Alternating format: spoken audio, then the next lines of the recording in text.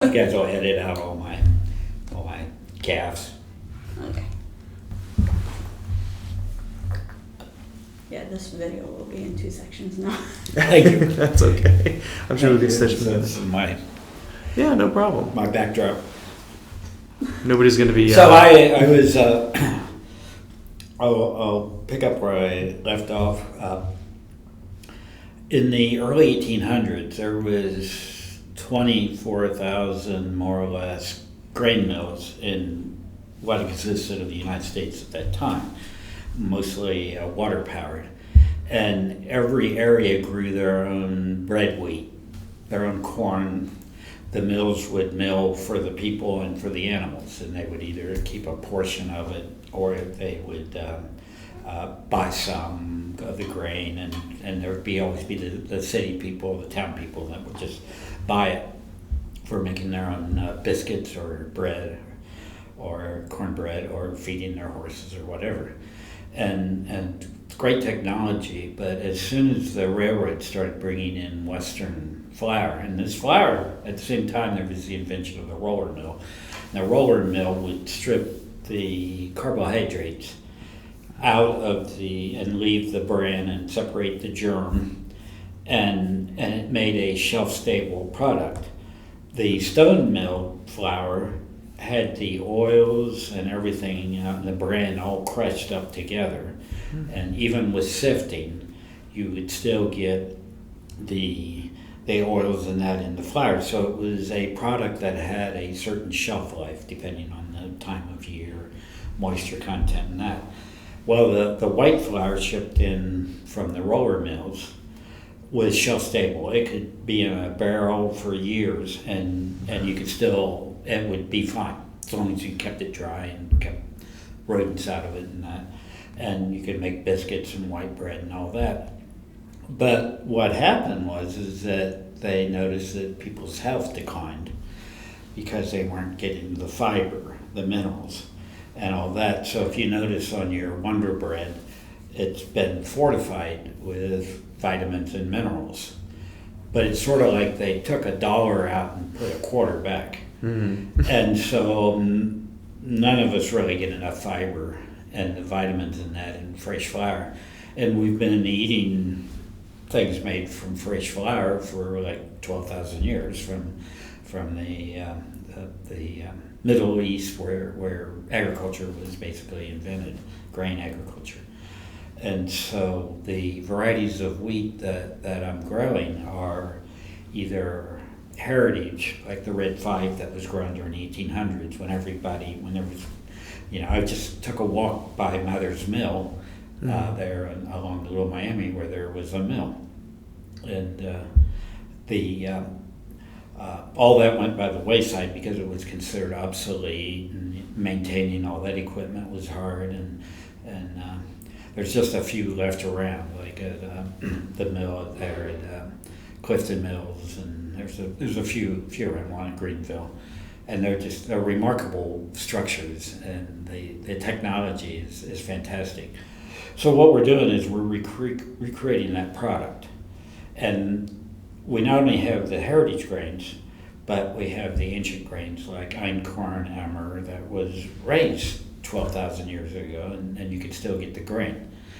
The Red 5 that I grow is known as a landrace, and as a landrace, it's got a little bit of genetic variability in it. So if we get a really wet year, it'll produce. If we get a dry year, it'll produce. And it'll evolve with climate change. And whereas the modern varieties are very narrowly genetically based, and they produce a lot of wheat and a lot of volume, but they don't produce the taste and the nutrition of the old varieties. Now the old varieties don't produce as much tonnage per acre, but they make up for it with flavor. And so I mill it and package it and deliver it to the local bakeries, and so I get to see where my grain goes. I can bring home a loaf of world-class bread. When I'm growing on commodities, corn and soybeans and that, it goes on a semi, it goes somewhere, might go to Dayton, to Cargill to make high fructose corn syrup, might go to the ethanol plant to make fuel, and that to me is not as interesting as growing something that artisan bakers can make something really good with, or pasta makers. That's another thing that is up and coming for the local grain movement. For the local grain movement, including pasta? Absolutely. I don't think I ever would have considered that, and locally anyway. I mean, you always think of bread, and I imagine Dorothy Lane Market. I grew up in Dayton, and so their bread has always been very, very good. They work at that too. They have 20 bakers. Oh goodness, I didn't know it was that many. Like if you have any, if you have a Reuben around Dayton, I probably grew and milled the rye for it, because our wholesale rye bread business is for the New York deli rye. It's phenomenal. Oh, wild. So you certainly get around. It's from here to Cincinnati, it sounds like. yeah, and I'm still working on the Cincinnati market. There's not a big baker like that but I've got some small bakers. And there's another mill up by Chicago that does a monthly van trip to Cincinnati and supply the bakers. So everybody's pretty loyal to them. Oh, okay. But I'm almost doing it as much as I want. I don't want to become a big business. I want to stay artisanal at a certain level, because I want to go to the Little Miami and go kayaking, or I want to get on the bike path and go biking, or I want to go take a walk around Fort Ancient. There's just so many things close by that I find wonderfully distracting, and so I don't want to just work all the time. That's fair. I thought you were going to go the route of where if you get too large, then you may not be able to. Sorry. Elevator. I don't think I mentioned that. The elevator always makes that noise when it's going up and down. It's the only dang thing we can't fix. But yeah, that's interesting. I didn't know you were going to go that route of you just were busy. Yeah, like right now, it's fortunately you picked a rainy day. I don't know how you did that, but I don't know. because yesterday I was planting. I was going to say. And I put in a long day yesterday, and then because I knew that I had like a window of one day to get some stuff done, and I was hoping, boy, I don't have to choose between doing this and getting my planning done. Right. I was happy I was able to catch you here then. And yeah, no, the perfect day. Awesome. Are you still terribly active farming? I am so active. I put in long days, and agreeably so. I love what I'm doing there at the farm. It keeps me in shape. I always have something to do, and then I end my day out on my dock with a sunset, or I go take a walk up to the graveyard, or I maintain the borders, like the ditches, in a lot of like milkweed and wildflowers, so that monarch butterflies come and visit, or the indigo buntings come and play in the edges. And it's kind of to make up. We have these monocultures out in our fields, but our ditches and our edges of our field are a place where we can kind of let things in a managed way. I don't want thistles growing or Johnson grass out there, but like goldenrod, milkweed, there's all these flowers, so I'll get selected seeds, and then I'll add, if I have to kill the Johnson grass, I'll add something back because nature doesn't really want to void, and so I can take something that's a problem and turn it into a positive. And then I have goldfinches and stuff working around the edges, and it makes my farm more interesting. Plus, the biodiversity helps with the natural predators of the problem insects that come to bother my farm. And so most problems with insects and that come from a imbalance of predator-prey. And we can create habitat for the predators, being wildflowers and things like that. And then we can also limit the agricultural chemical kill the predators, and because the problems are more resilient than the cures as far as natural predators. And so, like when I was growing pumpkins the last year, I had a bunch of buckwheat from a cover crop grow up in the pumpkin patch, and I'm going, oh man, that damn buckwheat. But it only tended to grow where the pumpkins weren't. It's kind of spindly, and then it started flowering, and then I noticed I don't have a problem with cucumber beetles. What's the deal? Well, they supported a fly and a little wasp that would parasitize the cucumber beetles. Oh. And it's, so then the cucumber beetles will grow a little alien within them, and one day it's beautifully gross. That will burst open, but that's a natural control mechanism. And I never did have to spray for cucumber beetles that year because the natural enemies of it were supported by the buckwheat flowers. Wow, okay. I was going to ask how It's you... really complex, and so you have to really go down a lot of rabbit holes to study nature and study these interactions. And you have to do that, you have to find it fascinating, and it's really easy to go and order the pyrethrin insecticide or whatever and wipe it. So, I got bugs, and then you kill your bugs, and you go, now I got more bugs, and then it's like a treadmill. And so I always tried to minimize my input and maximize the biology to encourage that way of farming, and I handle less chemicals. I spend less money. I get to go and make a deposit at the LCMB, and and it works out better for me. Man. And I think the environment. Absolutely. And how do you plan on spreading that sort of information? Or it sounds like you do... I give talks Mm-hmm. and to colleges, and Warren County Soil and Water had me speak a little, like a year and a half ago or so. I have picked up award Ohio because they nominated me. I got an Ohio Family Farm Conservation Award in 22, and I was Cooperator of the Year Warren County Soil and Water in 22 as well. And so I will speak on it.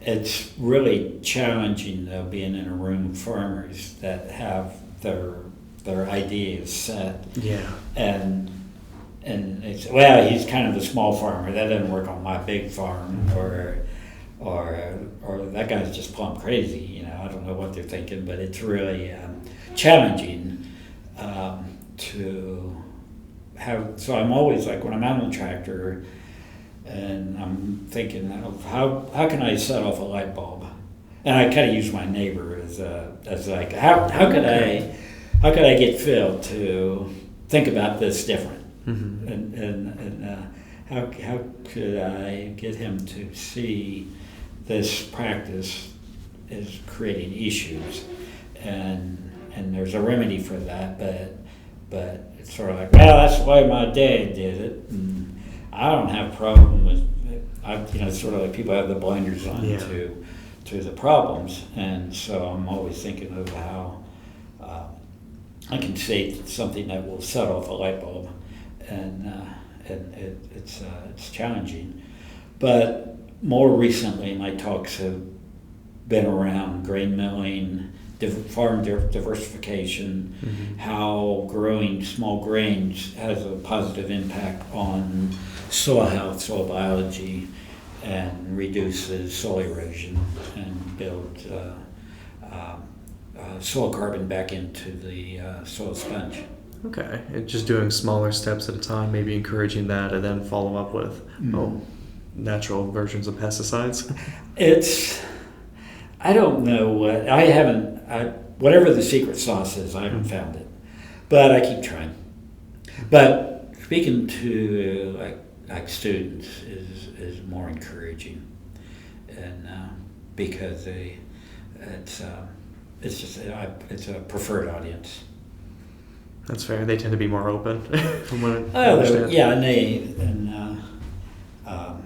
they're in learning mode where I think a lot of people, as they gain years, become less and less curious, I think, and they kind of get set in their patterns, and the pattern works for them financially, at least in their own mind, and they don't want to rock the boat.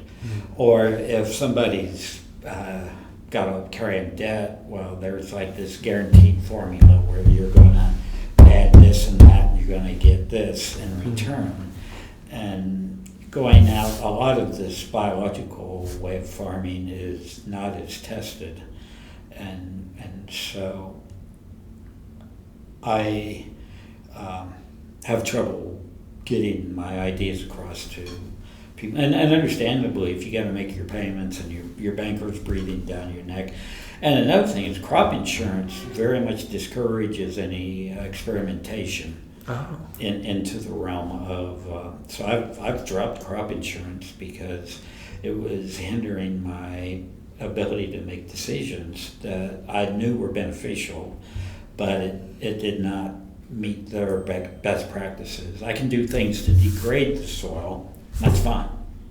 But if I do things to enhance the soil, well, then I might get in trouble with my insurance agent. How so? Is it because they expect a certain number Because of crops? they have regulations, especially on cover crops, and they've relaxed that a little bit.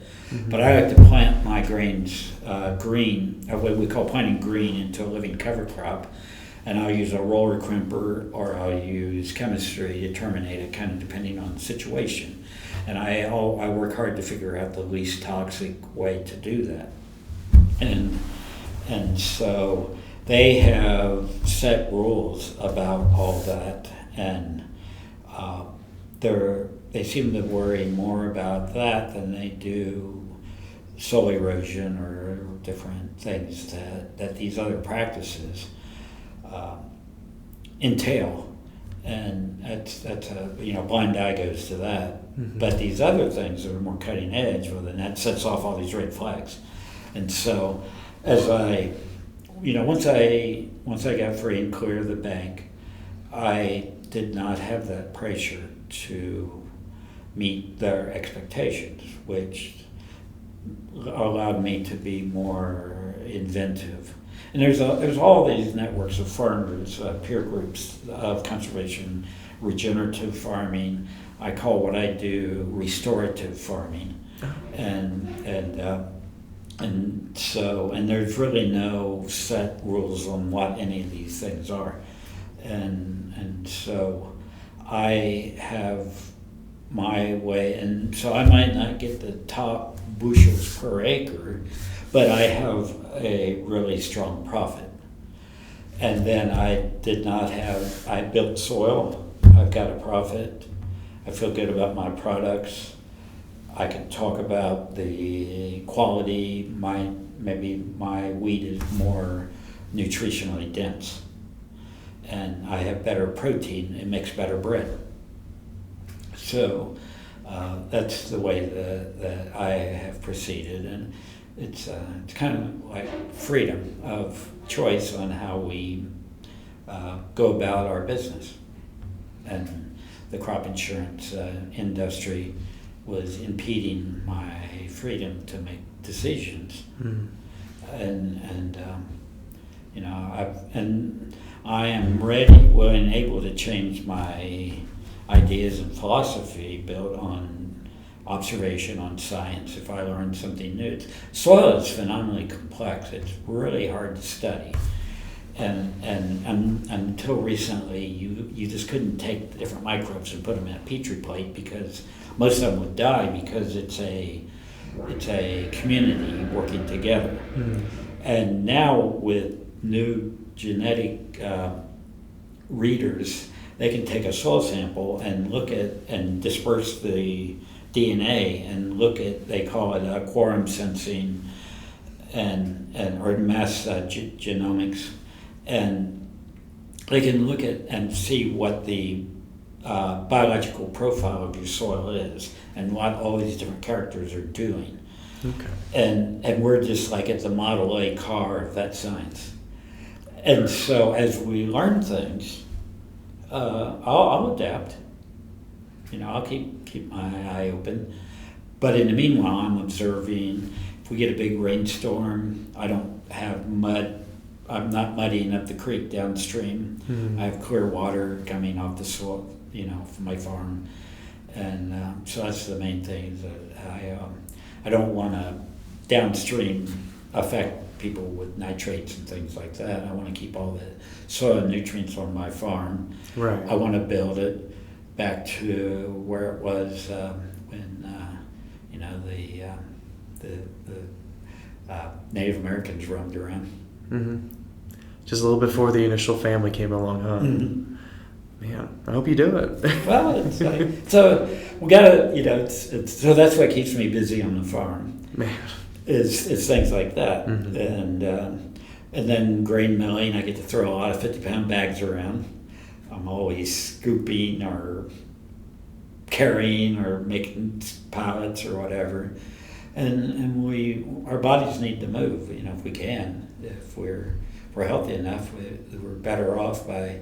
So I don't need to go over here to the Y to get exercise.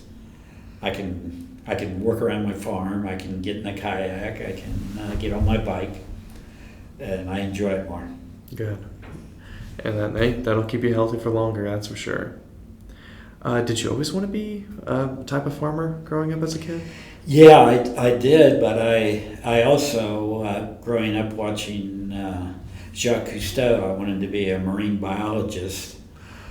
But also watching Star Trek, I wanted to be the science officer on the Enterprise. But I did back in 2014, I did complete dive master training in Honduras. Basically a month-long training episode of diving twice a day, helping run a dive shop, and just being on a beautiful coral reef every day and observing the fish and everything, and the beautiful undersea world in a healthy environment. So I did fulfill some of that bucket list. Man, and how long were you there? I was there. I went 1 year, and I'd gotten a PADI open water certificate way back in 1980s, and down in Florida, and I was on track back then to become a dive master and maybe a teacher, an instructor.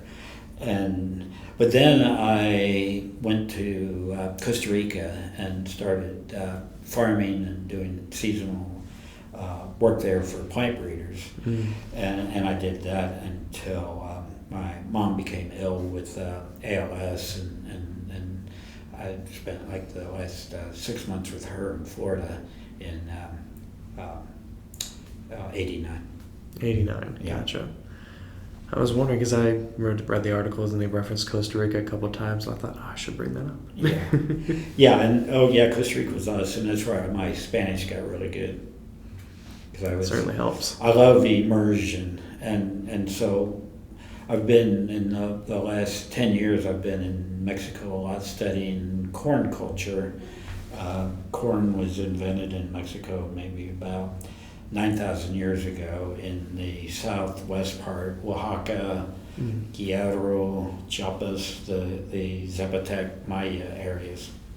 And so I was, I'd go down there and study corn, masa, tortillas, and study a lot of tacos. And just really enjoyed the culture, and the Native American part of the culture there is a lot more intact than our Native American culture here. So there's a lot of the Zapotec speakers and people that they don't learn Spanish until they go to school. So I'm talking with people that we both have Spanish as our second language. So I was learning about the corn, how they do the varieties, how they keep the different genetics separated, things like that, and then I'd take a course in how to make tortillas, and then I'd go to the beach. But it would make for a very, very nice, very inexpensive trip, and I claimed I was studying, which I was. But, Right. So I was just doing a deep dive on corn and where it came from, and but really wheat is what I'm working on mostly now. Oh yeah, I mean, you must have been a little tired of corn coming back to the farm at that point. And do you ever plan on bringing that same? Do you ever plan on bringing corn back to your whole farm? Yeah, but when I have been raising a little bit of commodity corn, but the corn that I want to grow is like the lemon yellow that was actually developed here locally, and then there's Ohio blue claridge. That's a beautiful blue corn, and so if you've ever gone to the Wildflower Cafe and had anything with grits, that's my grits. So Todd is he knows what to do with them, and his chef.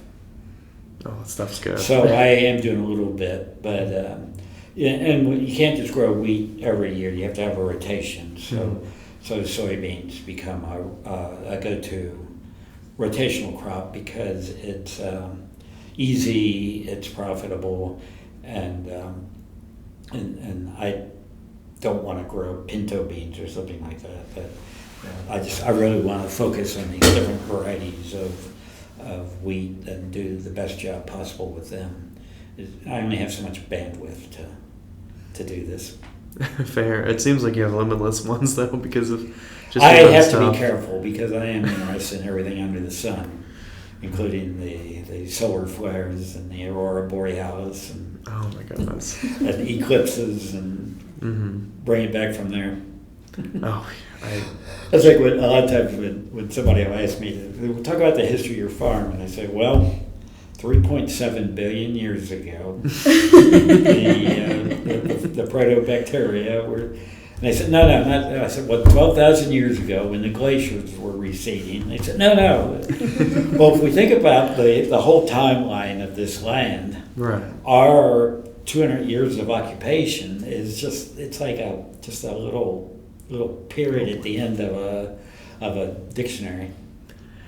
It really is. It's a whole story of its own. So I'm always thinking about like, what was it like before the settlers? There's a great book. It's called 1491, written by last name not David Mann. Anyway, and it's as far as they could tell what the Americas was like in its peoples and its environment and everything. Before Columbus hit the shores, and it's fascinating to wander back into those eons. We can only know so much, but it's fascinating to study what is available. Hey, absolutely. That's why I'm here in the archives. All right, we already covered where you went to school. We even covered hobbies that I even wrote down here. I suppose what about have you felt any sort of urbanization efforts going on from Warren County or the other two, or from? Oh yeah, that's a big deal, and that's one reason why I am on the executive committee of the Regional Planning Commission in Clinton County, because we are wanting to, growth is going to happen, but we want to target that growth to the best use in the best areas, and with our current knowledge of how things can play out. And big things are happening, like the battery plant in Fayette County. That's just huge. We have the air park. I don't want to talk about Clinton County too much, but the urbanization of Warren County is moving into Clinton County, and like my farm, I put a conservation easement on it. My neighbor did the same thing. Other farmers around, the first one to do it was Vince Utrecht, and he's one of my mentors from Warren County Soil and Water. He was a county supervisor, but when the program first came out the very first year, they put their farm in a conservation easement, and that means that it can never be developed. It has to follow some definition of agriculture. And so I had applied several times, and there was it was called Clinton County Open Lands, was the one that took on my project. And the Clinton County just didn't, and Warren County at that time, and in that article in the Dayton Daily News, there was no local conservancy in Warren County. And so the Tecumseh Land Trust in Greene County, Three Rivers down in Oxford, they were getting all the money because of the way the formula was written. Well, then the state law was changed to make it more democratic for the smaller land trusts. Well, then I was like top of the list all of a sudden, and so some of that money comes from the Green Ohio Fund, which is funded partially every time somebody buys a bottle of tequila, and it's the state store system, and so that they do a lot of good stuff. They create trails, farmland preservation, brownfield remediation, and just all sorts of good things come from that tax on liquor. And so kind of a perverse, what is it? A perverse incentive. But I think it's the term. But anyway, it works. But that money kind of is a political football too, so it kind of comes in and out. So one of the things I did was I made several trips to Washington, D.C. to lobby for farmland preservation. Oh. And the Land Trust Alliance paid my ticket to go, and what happened is that the Ohio Land Trust all go together, and they went and visited Sherrod Brown's office, and him and his chief of staff, Jon. Anyway, he looked around the room. He says, "Did you bring a farmer?" It was all land trust administrators. And he said, "Don't even think about coming back without a farmer." Well, Tecumseh Land Trust had worked on my easement, and she was calling all her farmers. Nobody'd go. She called me up, and I said, "Hell yeah, I'll go." And so they put me on an airplane, flew me out, put me in a hotel, like walking distance to the Capitol, and so I would go, and we'd have maybe 12 or 14 congressional meetings over 2 days. And what we were wanting to do was there was like when you preserve your land, part of it is a payment, or you can give your land, and then part of it is a tax incentive. And the tax incentive part of it was a continuing resolution, and like every year or two, they'd have to reauthorize it, and it made for uncertainty in tax planning for gifts or for regular. And so I got Portman I asked him, and he became a co-sponsor. He was a senator at the time. Sherrod Brown I think voted for it, and then our representatives, Steve Stivers at the time, he became a co-sponsor in the House.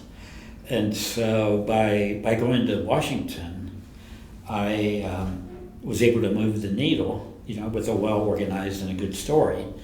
And it was remarkable. One time I was there during cherry tree blossom time. Oh, wow. And because you're constantly walking back and forth between the different buildings, or you're in the tunnels there's these tunnels, some of them secret. And so we had a guide that would take us to our meetings, because otherwise you'd get lost. And so one time we're like going through the tunnel, we come up, and he opened the door, and we all filed in by accident into Nancy Pelosi's back office. And she said, "Hi," and I said, "Oh, excuse us," and then we just walk on through. but that was so interesting, just meeting the staffers and the people, and how hard people work in Washington. It completely changed my whole mindset on, number one, what people do there, and number two, how you can affect change by going and doing citizen advocacy. Yeah, so many of our stories are going to Washington and become disillusioned with the process. So it's exciting that you were able Well, to... sure enough, there's a lot of shenanigans that go on. Yeah. But I think our minds make us pay attention to bad stories more than good stories. Mm-hmm. And it's like in journalism, the somebody doing something horrible will get 1 million clicks, and then somebody doing something good and helping somebody out, and they were just awesome, that gets like 3 clicks. Yeah. And so it's unfortunately that's the way that, and so we get attuned to the bad stories when there's just good stuff going on all the time. Yeah, that happens a lot. That's just the algorithm, as people say. Have you always lived in that spot on the near Clarksville? Yeah, well, I did early, and I was taken to Florida for 3 or 4 months every winter, Right. and then back into the Clarksville zone. And when, like in first grade, we were printing, we were learning how to print, and go down to Florida, everybody's printing. I come back up, everybody's writing, I'm still printing. No. And but one story from that time was when during the Cuban Missile Crisis, and I was down on the east coast of Florida, and we did the drill where you would hide under your desk as a drill, and that was memorable. I would imagine. Yeah. But and then I was around. But once I left the farm organization, I did actually at Camp Joy. I was there. I was running their maintenance program, building ropes courses and stuff. Moved up to Michigan at a YMCA camp. I built ropes courses and did stuff there. I moved to Arizona. That's where I spent a year before my father passed. So I was, and then the Costa Rica winters. Mm-hmm. So yeah, I got out a good bit, and then short trips a lot. But no, I was very happy to come back, and in fact the last year and a half, my whole thing has been to appreciate my locale as much as possible. To appreciate the river and going kayak, and appreciate the archaeology and what's going on at Fort Ancient. Enjoy the bike trails, and enjoy the culture that we have around here in Warren County. It's really remarkable. And one thing I noticed in my travels was that people tended to we'd go and visit somewhere that was just amazing, and local people said they just take it for granted. They say, what's that?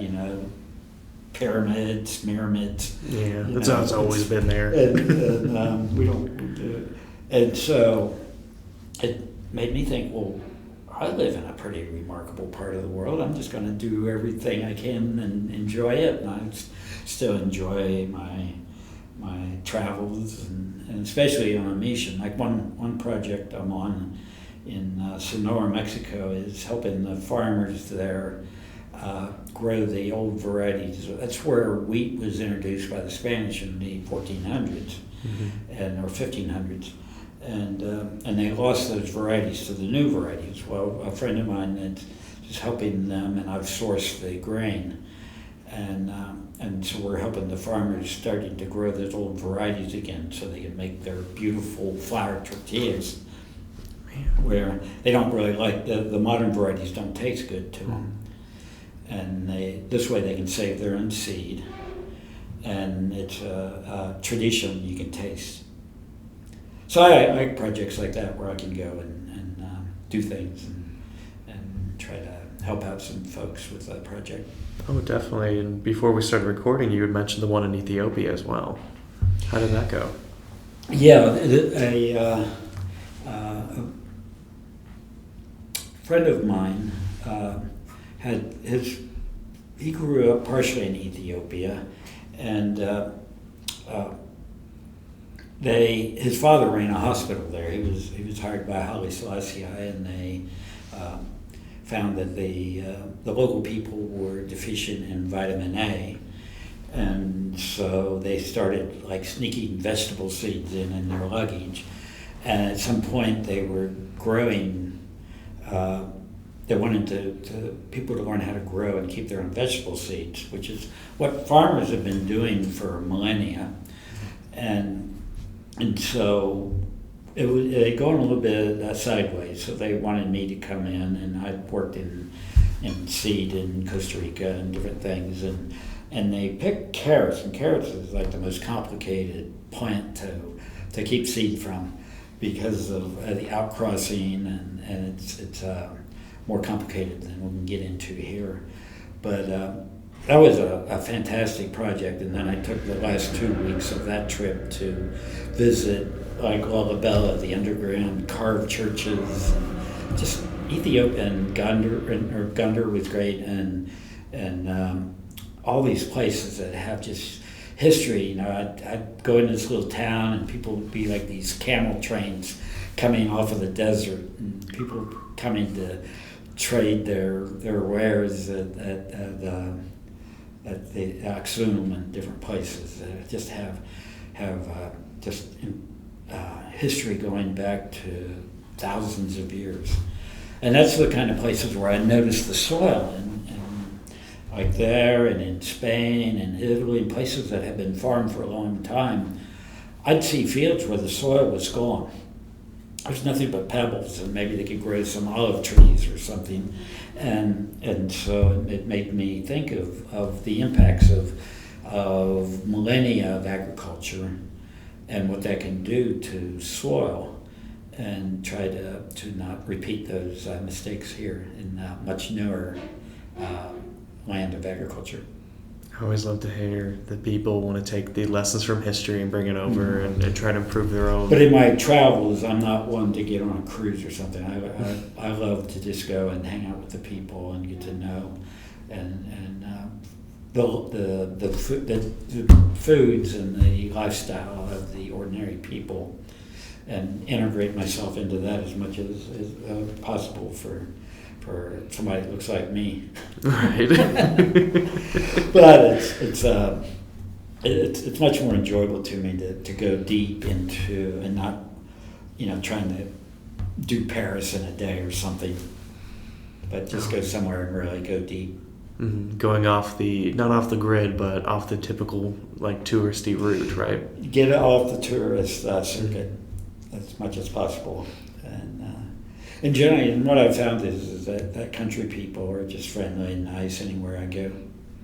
Yeah, I mean, we just had somebody last week talk about their trip to Ukraine, and it was right after the Soviet Union had fallen, and they were visiting Ukrainian farmers, and they were talking about how hospitable they were, and that's always really great to hear. Yeah, one of my bakers is Ukraine, and so Red 5 wheat was a Ukrainian variety before it was a Canadian variety. So we think of it as a heritage variety, but actually it's an ancient grain Ukraine has got ancient agriculture. You know, you look at it geographically, and the soil there is some of the best soil in the world. They call it the Black Earth part of Ukraine and into Russia and different places. And so they have really ancient history of agriculture. Yeah, I've always heard it referred to as a breadbasket going back, hundreds of years. What lessons have you taken from Ukraine at all? You mentioned you're working with somebody from. Well, one of my bakers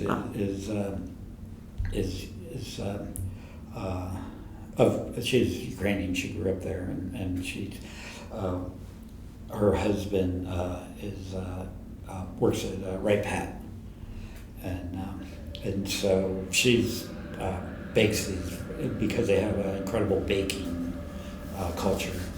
And she just makes the most incredible breads with spices and things. It's just off the chart. Wow. And so I do not have a whole lot of experience with Ukraine, but one of the Jon Tashenko, he's a Warren County soil and water supervisor, but he used to be the NRCS head of the office here for many years when I started doing my restoration work at the farm. And his family left during Stalin's siege of Ukraine and they were like starving out the people. And he's actually on my list too of the people that Norman suggested to Donnie suggested talk to. He's great. He's when I'd ask him a question, he'd say, "Johnny boy, if that was my garden, I'd do this or I'd do that." And we did all kinds of great projects. So I heartily endorse Jon Tashenko. I'll tell him you said that too. I can play this part of the recording.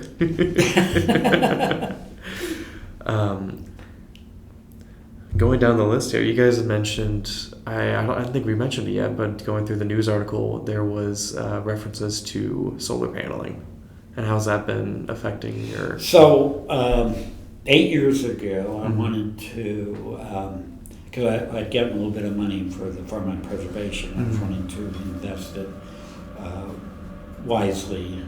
And so what I decided to do was I took a week-long course in Athens at the Rural Action Headquarters by Jay Warnke, who he teaches photovoltaics. And so he did a course where I took the test, I became a certified builder, designer of photovoltaic systems. So what I did was I built, at the time, the average panel was like a 265 watt.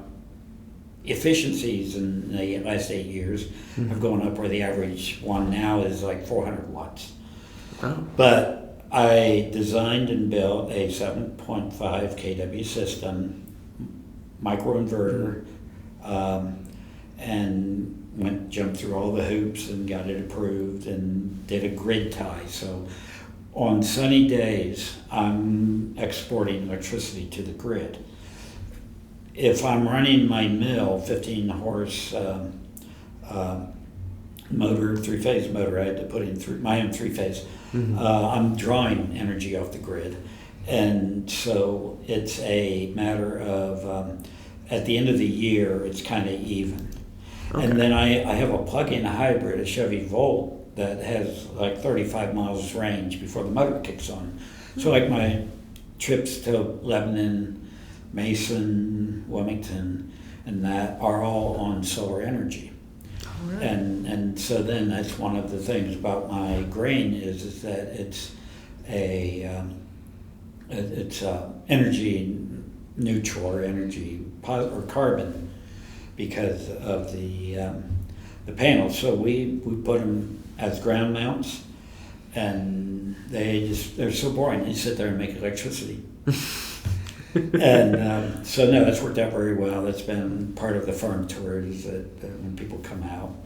and then or I use my electric golf cart that I charge up on it, and ride around the farm looking for what the latest butterfly or whatever it is. But I should be walking the farm more, but sometimes it's nice to take a little ride. Oh yeah, and you can not feel But guilty. that's been a good project. I did that for about $2 a watt, and I didn't want to pay retail. So in the farm DIY mindset, I figured out how to do it and did it, and I tried to get other farmers and people interested, and I failed. So I have my own, and that's good enough.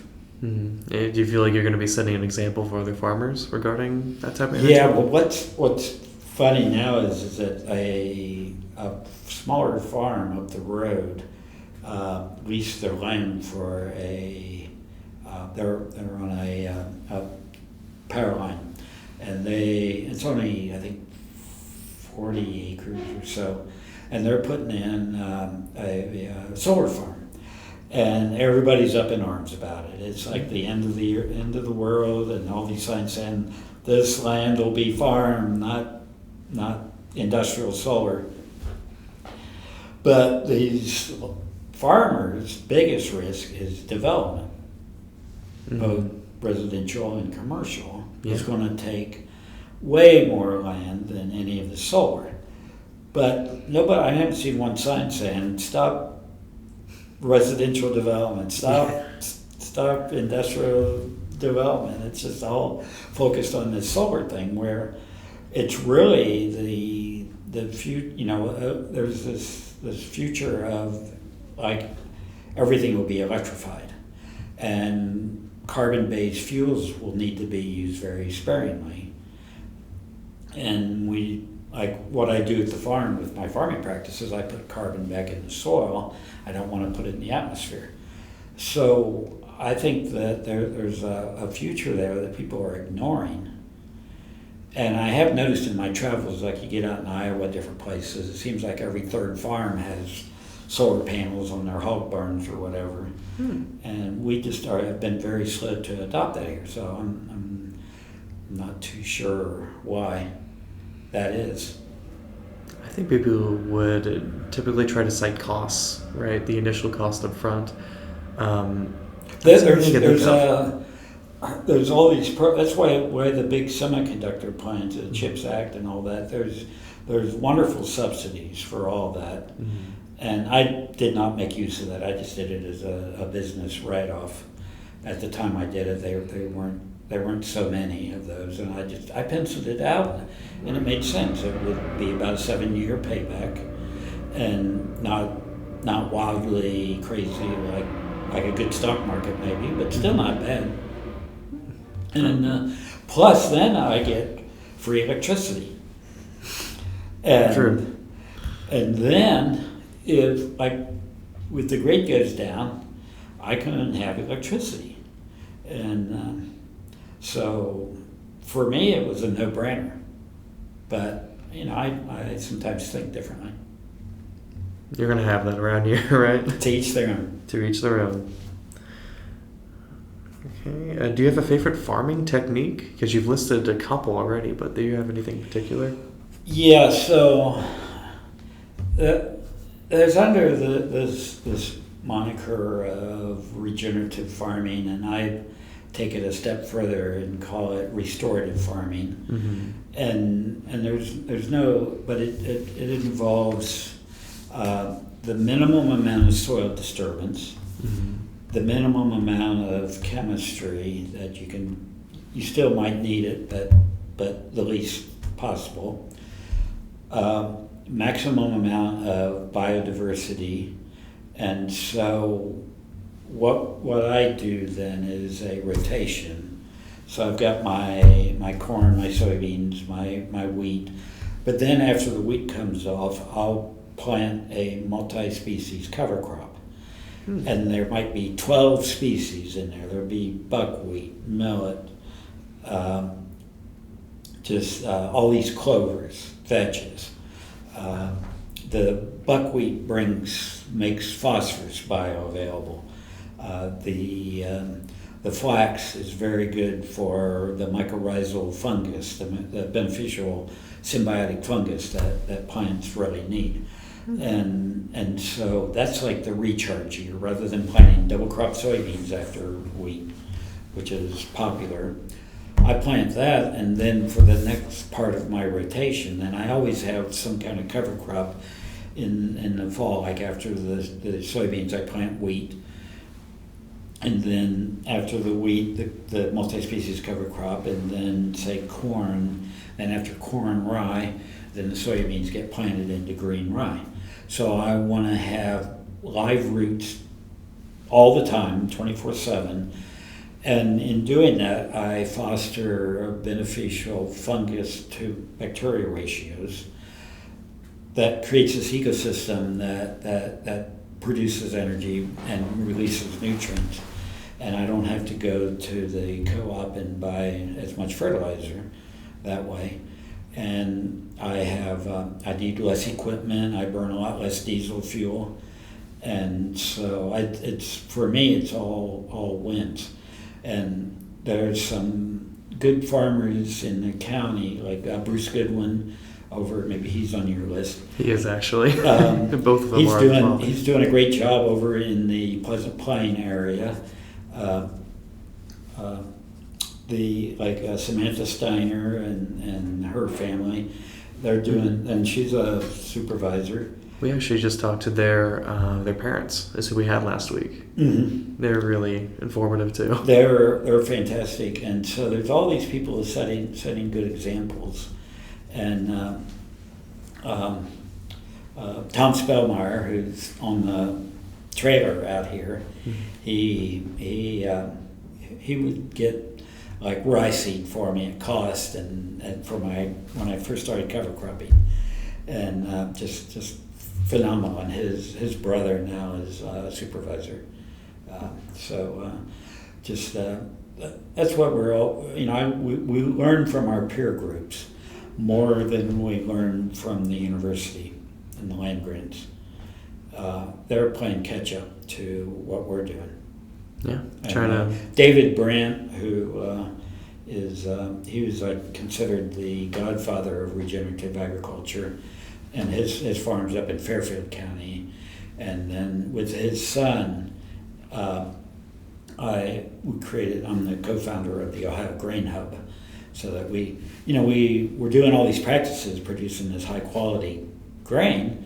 It's just, should we just sell it as a commodity? No, I'd rather mill it and sell it as a local product and get more of that dollar. If we look at, like, say, a box of Wheaties, the Kellogg's or whoever, they paid more for the package than they did the grain inside of it. In these fancy bottles of whiskey, they pay more for the glass than they did for the grain. And so I'm trying to capture more of the dollar. The commodity system, that isn't that appealing to me for those reasons. As a small farmer, I don't want to have to get a job in town to support my farming. Not again, right? I have one here. How has your family changed throughout the years? Relatives around? Well, I'm sort of the last Branstrator in these parts, and my mom and dad are long gone. My half brother Nick Schoenberger is gone, and so I'm the end of the line around here, which gives me creativity in what I can do with the farm. It's just not going to automatically be inherited by somebody. It will be. Haven't got all the plans worked out yet, but I'm working on it. Oh, yeah. The next phase of the farm after I'm gone, but it will not become houses. It will not be a strip mall. Made sure of that. Yeah. These parts are usually on the back of the page, so if you need to reference it from your paper that you wrote over there, you can. What significant events occurred over your lifetime that you would say had a great impact on you? So many. One of the most recent ones was I went to Mexico. This was like 18 months ago, but I went and stayed with a family of friends in Mexico City, and I got an opportunity to go visit the mountains where the monarch butterflies overwinter after they come all the way up to here and beyond. And to see millions of monarch butterflies clustered in these high misty mountains in Mexico, that was cool.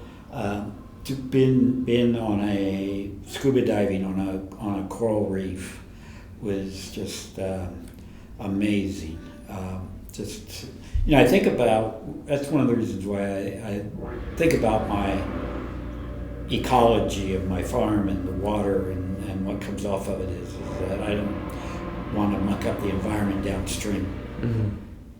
And I remember reading or listening to a couple of news articles that would reference that same thing of pesticides coming off of the soil going into the water, and yeah, nitrates keep in are a mind. big problem, like in Iowa, different places, and pesticides for sure.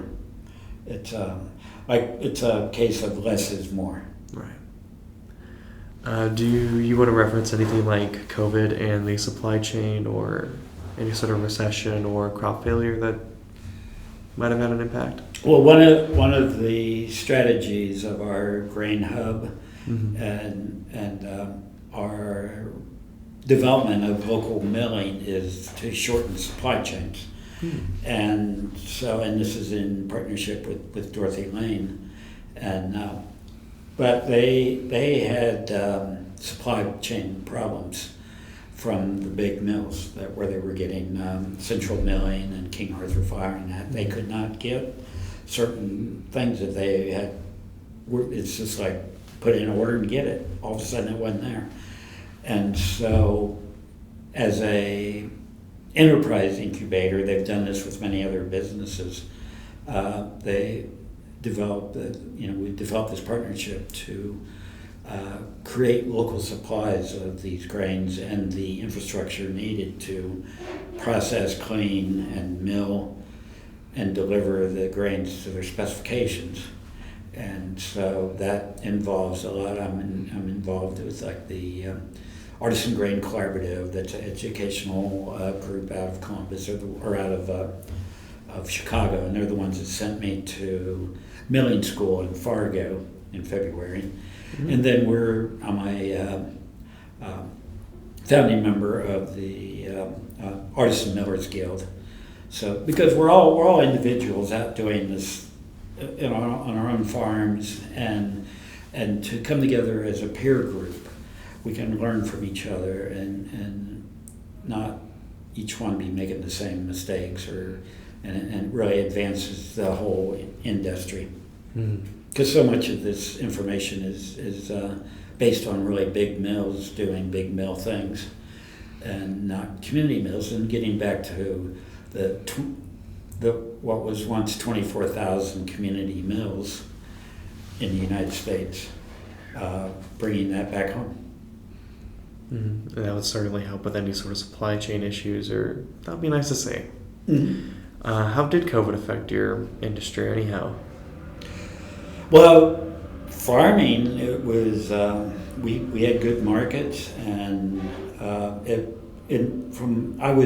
was not really up and full blast on milling at that point, and so I just kind of laid low and did my thing and did my contemplative walks in nature, and I used it as a planning period to springboard me into what's next. I wasn't content with just kind of like just being a commodity farmer doing my soil health stuff. I wanted to bring something new that I could be interested in and keep, something to be excited about in life. And so I just did because we, to get all your ducks in a row of seed cleaning and this and that, it takes a while, and I have to be careful with my dollars. So it's a great opportunity to use old equipment for the most part, and like old combine that's in good shape, and old seed cleaners, and up until this point, old mills. And my oldest mill is 80 years old. Shoot, in old very meadows. I just use it for blue corn because the blue corn is like impossible to. Everything I mill after I do blue corn has blue corn in it. It's like, whereas like with the yellow corn, it doesn't show up so much. I got you. So I mean, it's a fun artifact. I should sell it, but I keep it as a backup. Fair enough. I mean, Well, I guess I have my own little milling museum now. be hard to put in a barn, but oh well. Like all of them Well, together. it is in a barn because you got to keep it. Oh, I meant all of them together. Yeah. What would you say is the greatest challenge in your life? Well, when I was 21, I had an accident, breaking my neck in a diving accident. Oh. And I had to come back from that, and they did a bone graft. I've still got the scars. But it really made me appreciate my life, and it's sort of like, we can kind of go through life just going, bored, I'm just doing this and that, and I'm bored, and that's when I started like more actively traveling and being a culturally interested person, and it really woke me up to appreciate my life, and I got to live through that, and really don't suffer any bad effects. I've always had like issues with back pain and shoulder and stuff, and so I turned that into a positive of exploring yoga and massage therapy and acupuncture and chiropractors and all these things rather than taking pills. And I do pretty well with it. I go see my massage therapist every 3 weeks and things like that. But I found in all that complex therapy, I found something that works well for me. So I just, adversity just provides opportunities is my playbook. Absolutely, and I wish some people didn't have to, deal with a traumatic injury in order to appreciate life more either. But hey. Well, sort of like when given lemons. Yeah, make lemonade. Make something good. Yeah. Make a Greek salad. There we go. Lemon bars. Lemon bars, yeah, for sure. What are some of your fondest memories? Well,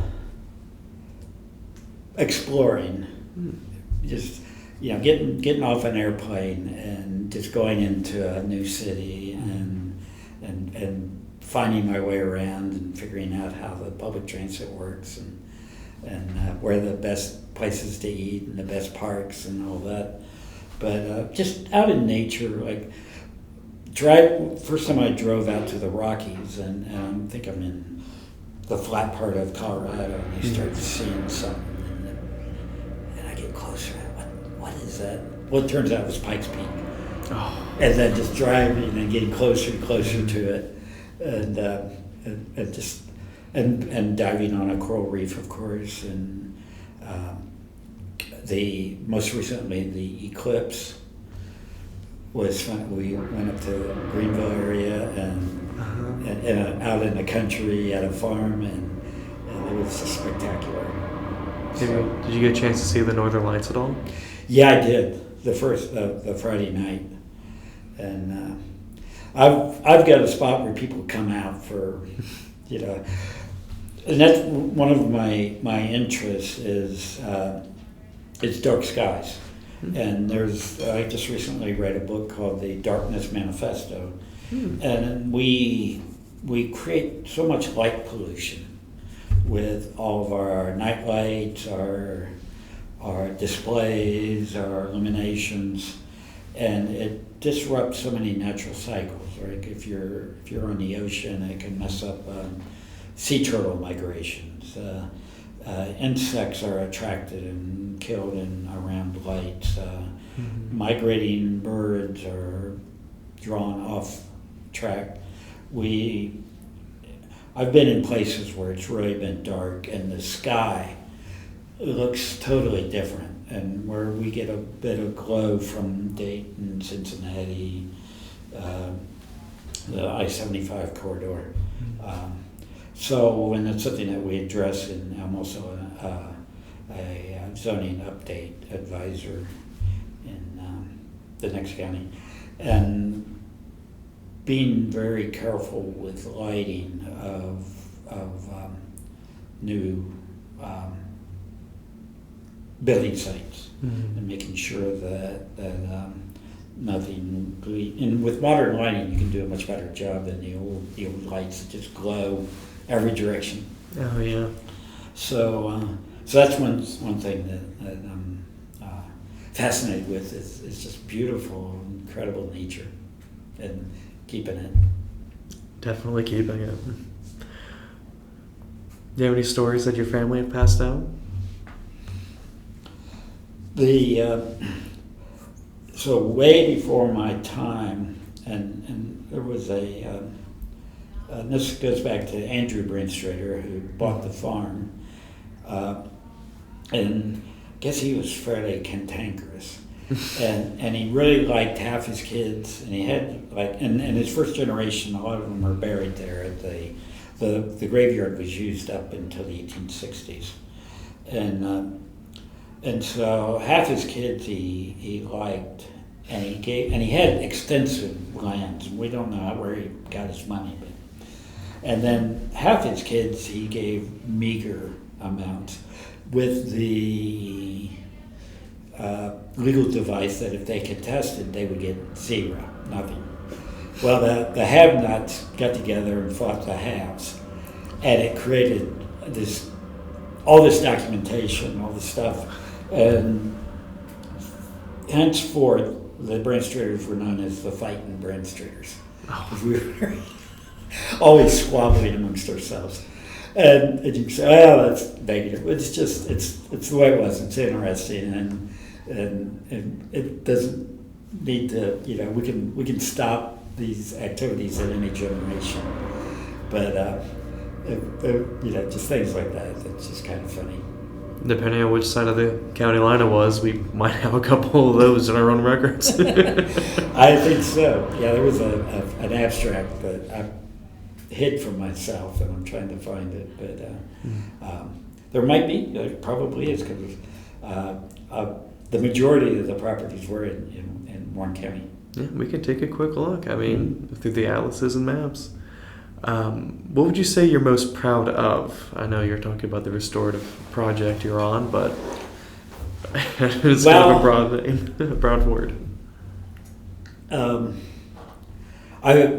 I think preserving the farm and convincing me and my neighbor, we have about a square mile there of preserved farmland, and then my neighbor Chris Stingley has put a lot of his property into conservation easements as well, and I think that's really the only way that we can preserve farmland once the development pressure gets on it, and so that I think my work with that and in Washington is one of my favorite achievements. But just taking care of my little 175 acre farm and making it better each year, and it's a never ending, and I'll never get it all figured out, but in the trying is the fun. It's something to be proud of for sure. And who would you say is the greatest influence you've had as a child or as an adult? So as far as like farming, it's definitely Vince Utrick, Tom Spellmeyer, David Brandt, not in any special order. Bruce Goodwin is not, currently a hero, and I mentioned earlier when I was growing up that I was fascinated with Jacques Cousteau.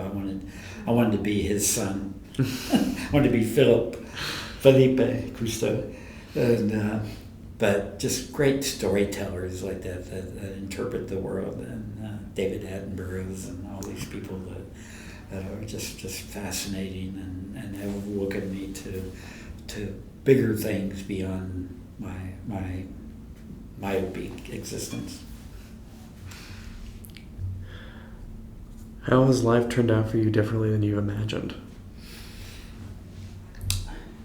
Well, that would be like an every year. The year's different. It's so I don't know. I develop a vision and work towards it. So, and I don't really dwell on what could have been.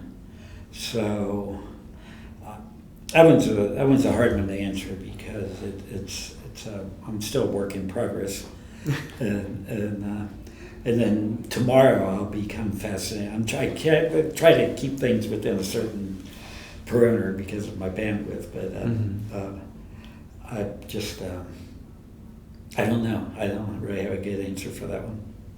Fair enough. What advice would you give to anybody listening in? Absolutely, stay curious. Keep fascinated with the world, and keep open to ideas, and don't submit to the dogma, because what we think we know today might not be tomorrow, and so it's an ever evolving world. Yeah, I think that's good advice. Is there anything you would like to add that we haven't asked yet? There was one. I've got quite a bookshelf of bookshelves, multiples, but David Montgomery wrote a book called "Dirt: The Erosion of Civilization" that really woke me up. It was the book that just really blew my mind. And he's a geomorphologist and he's written. Him and his wife have written a few books since. But he was one that told the stories of finding 10,000-year-old abandoned farms that were abandoned because they lost productivity. About the history of the South. I've been on a lot of farms in like the South Carolina and that are farmed out. They just, and instead of our 200 years, or more like 400 years of farming, and so just the history, and then once the soil base is gone, then the civilization tends to fall apart, be it the Roman, maybe the Aztec, Inca, Mesopotamian. And so if we don't take care of our soil, that's the basis of everything else that comes upon it, and it tends to be taken for granted. So I would definitely recommend that as a read. And if you don't read, I'm sure there's an audiobook. I'm sure there is. That's quite good. I think that was the third book recommendation. Anything else you'd like to shout out? Books, other farms, people? No, I'm exhausted. I won't blame you. All right, well. And I did it without my notes. Hey, there we go. You only reached for your glasses once. Thank you so much for coming.